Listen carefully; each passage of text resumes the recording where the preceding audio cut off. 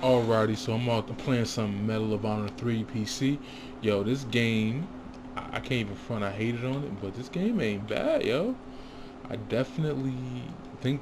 I mean, you can't see the quality because I'm capturing it to other devices, so it's gonna look a little bit bad. But this game is pretty. I can't even lie, yo. It's pretty sexy, and I'll talk about this game later. But yeah. But anyways, I'm gonna read this article. Basically, it says a poll stated that 64% won't buy next gen PS4, slightly preferred over the Xbox. So basically, they interview or they did a survey for like 3,000, no, 127,000 people. 1,300 people did the interview, and majority of the ones that are younger, they said that they prefer the PlayStation over um, the Xbox 360, and 60% of these people said that they're not going next gen. 64%, which makes sense to me. There's a lot of valid reasons not to go next gen. One of those reasons, I'm gonna just talk about those reasons, but I go deep.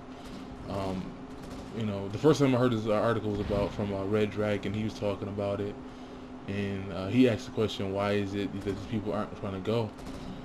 And yeah, this game looks beautiful, man. I knocked this game after playing a demo and the multiplayer demo. But this campaign looks amazingly. Yo, it just looks good. Definitely looks better than Battle. Yo, what the hell is that? I can slide. Oh, I don't know. But basically, what happened? I'm trying to articulate because this is live streaming. This isn't no recording, like most of my videos. So I'm trying to talk and play at the same damn time and not die. That's the goal. Oh snaps! But oh, was a sniper up there? Get out of here. But basically, what I was saying was the Xbox 15%, I think it said. 25% was preferably to the PS3. I'm just gonna talk about why I think that is. I think that okay, of course, among the younger users, younger generation, it was overwhelmingly PlayStation. And I think, well, there's certain aspects. Well, first let's talk about why PC. Okay, first of all, you're gonna spend at least $1,000, 800 next gen off the rip. If you get a new pair of headsets, if you get that second controller, you're gonna spend a G next gen. It's just gonna happen no matter what. Even though the PlayStation is $100 cheaper, that $100 is gonna be used up to get two more games or get another accessory. It just is. So you're looking forward to spending 800 to a G next gen. Second issue is if you have a PC already, there's no point in doing that. Like, if okay, go out, spend $1,000 next gen to play a couple games, a couple exclusives, depending on which system. It's not really. Is it really worth it? If you have a PC already, no, it's not. And most people, because everything went down this past spring, like you can get a decent $600. You can get a nice PC that can play any games out right now. Graphics card and everything. Yo, this thing is tripping. Why am I shaking? You can do all that with a $600 PC. Nice graphics cards, nice motherboard.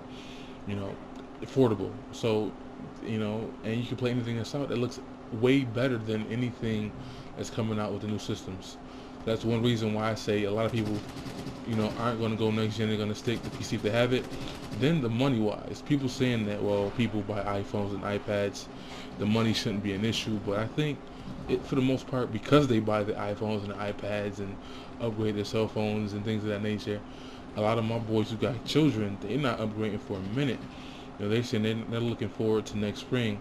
A lot of people are saying a cliche thing that, oh, I'm just going to wait and see what issues happen with the system. And I've said that before with the original 360, but even though I still waited, I still ended up getting red rings once on one of my systems. But that's a valid excuse, but that's just something people saying that it's not getting it. They don't know what they want to get, and they want to see what happens with the hardware issues. I think that's a lot of malarkey, but it's a good excuse, but I think it's a lot of malarkey. So now, the reason why I think that PlayStation is beating Xbox as far as the people who are going to upgrade next is simply several things. One, the price. At $100, like I said before, is a couple extra games and accessories. So that definitely does. Two, I think that Microsoft's marketing is horrible. They did a terrible job at E3, which I never really got into the E3 thing because I don't get into the hypes I think that the hype is stupid. So, this is the first E3 that I actually watched, and I only watched PlayStation. I didn't watch everything. I just don't get into that. The older I get, I guess I just don't. I know there's going to be issues. There's going to be lag conversation. Games are going to play the way they say they're going to play. There's going to be issues, so I don't get hyped over that. I think the first E3 I ever watched was when they introduced the Kinect that year, and I'm thinking that was stupid. No new games, just freaking Kinect. So I thought that was dumb. But E3 really hurt the Xbox 360. Oh, that's my teammate. My bad, dog. My bad. The secondly was the marketing from Microsoft, as far as like, the situation with the dude said if you want a offline system, go buy a 360. That's like saying if you want an unlimited hard drive, go get an Xbox original. Like, get the freak out of here. Like, the stuff and then that guy doesn't work for Microsoft anymore. He's got a new job. So it's like all those things that happen, even though most people don't pay attention to them really, I think it does have an effect on the younger generation. The social media like Twitter, Instagram, Facebook, they're listening to all that stuff, so they hear all these things and they're like, not that they probably know what they mean, but they still hear all these things, and I think it's, the social media has been on PlayStation side, put it that way. You heard what happened with the NSA and the spy box and all that stuff hurt Microsoft. So I think a lot of reasons why, along with the price and the DRM issues, all those things that front, even though they're all changed, I think it's too much flip-flop, and people want stability and want to know they're getting something good. And to spend, like I said, that $1,000, $800 at least a minimum on a system, and you got a company that's going back and forth flip-flopping, and then they're saying dick moves like if you want to play offline, get you an Xbox 360. Like, you can't do that. That's terrible marketing. That's a terrible way to tell people you want them to buy your product. You can't just be this, I got the best thing out there, you should come get it. You gotta, you need them to purchase your product, especially at the beginning of a 8th gen console war. Like, you can't just be coming at people like that. Like, that's not what you do. But I think that's another thing that isn't. And another reason I think also is Sony focused on the fans, the gamers, the hardcore gamers in their thing. They didn't do anything spectacular. They just focused on games, whereas Microsoft didn't do that. They went with the whole TV sports thing. Now, I've knocked the TV sports thing in the past. That's actually my picture on my Call of Duty emblem is, TV sports for the Xbox One. But Microsoft is on to something. Like, let's not get it twisted. Microsoft did a thing where they showed you how many people purchased the Xbox 360 and how many people are playing live, and they know exactly what you're doing, and they give that information right to the NSA. No, I'm joking, but they know exactly what we're doing, and they know how many people are using the Xbox for Hulu and Netflix and things of that nature. So they know that's oh snap, see that man do, oh snaps. They know exactly what we're doing with these systems, so they were trying to captivate that type of person, or those people, those non-hardcore gamers, which is cool, but that's not what you do at E3. Those people, weren't watching E3. Those people, the hardcore gamers, were there, and that's where they lost a lot of people right there doing that. Sony just stuck to the games, and all the extra stuff was later on. It's not the focal point. Again, I think, people not saying, well, I can watch TV on my Xbox, which is stupid when you think of it, but how many people do? Like, I watch Hulu, Netflix, Amazon Prime on my Xbox 360, and most of my friends, like, after a night of gaming, they flip on to Netflix and watch Hulu, or most of the time it's Netflix. So that does happen, and that is something that Microsoft has been trying to captivate and steal your living room, but that's just the wrong motivation to focus on when you're trying to introduce a new gaming system. You got to be games first, and then all the other stuff should be second. And I think that's where a lot of young people are like, forget that. Like, I can watch TV on my computer. I can watch TV on my current 360, on my current PS3, on my actual Wii. So that's where they lost a disconnect with a lot of these younger people, and the PlayStation looks more attractive in that area. So that's just my take on why Sony is winning when it comes to next gen. That 60% of people who aren't going next gen, I think that makes total sense, because a lot of my boys, they're saying the same thing. Like, they're not going next gen. They don't have the money right now, and the fact that it's close to Christmas and they got children and stuff like that, that just makes it worse. to me, it makes sense not to go yet.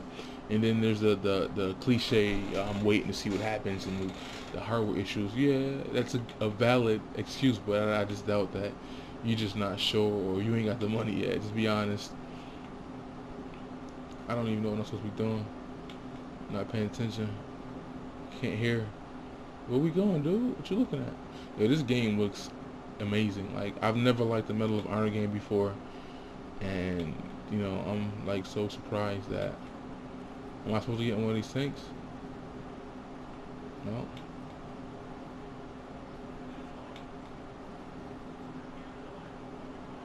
I don't know. Show me what I'm supposed to do, huh? Mijo.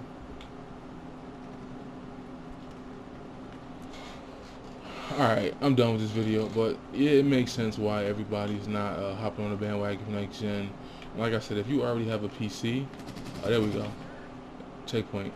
If you already have a PC, there's so many reasons not to go next gen. Battlefield 3 is going to be better on PC. They're finally making Call of Duty ported just for PC for the first time, so Call of Duty is actually going to look, you know, way better. Like Black Ops 2 looks amazing on PC compared to 360, but imagine how, you know, Ghost is going to look on PC compared to console, being that they're making it just for the system and they're not porting it over like they normally do. Nade hose. I think I'm starting to get dizzy.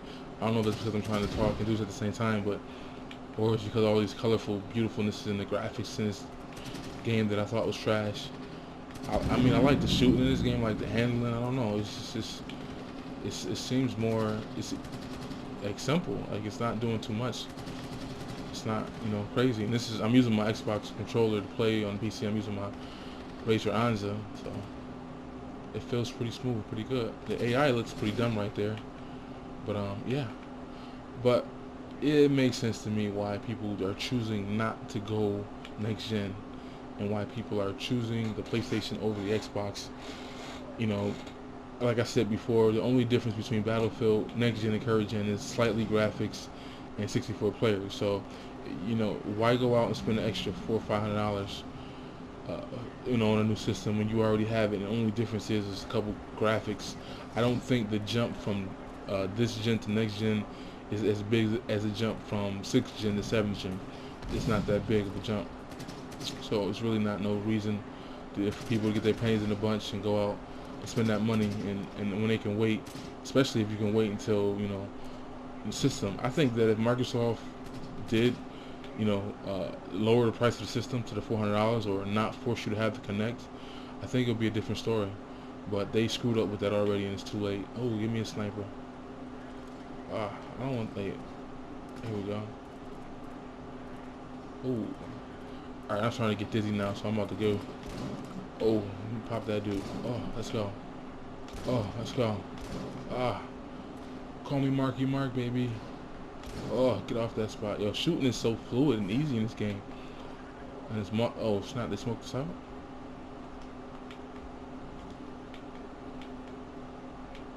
Alright, let me see how this video's come out. It's 15 minutes almost, and I set my piece. I'm getting the Xbox, even though I still, you know, so far things could change. I put my money down at Best Buy for the Xbox One. So far so good. See what happens. I'm planning on getting that first. I'm not planning on getting a PlayStation for a long time, but see what happens. I might be tempted to get certain games on PC like Battlefield, maybe even Call of Duty. I don't know yet, but that poll is only a couple people, 1,300 people, but that's pretty much what I'm hearing in real life and what I'm seeing. You know, most people are choosing the PS4 over the Xbox 360, and a hell of a lot of people are not upgrading for the price reasons, for the waiting to see what comes out better reasons, what system come out better, for the reason that they already have a PC and they're gonna get more benefit from their PC than they will from the console.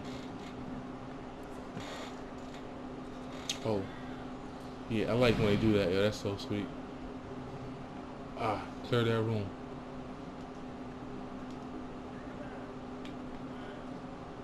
These dudes be having bombs strapped to them, so I don't know.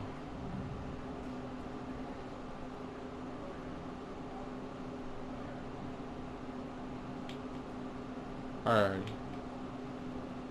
15 minutes. Yep, we out.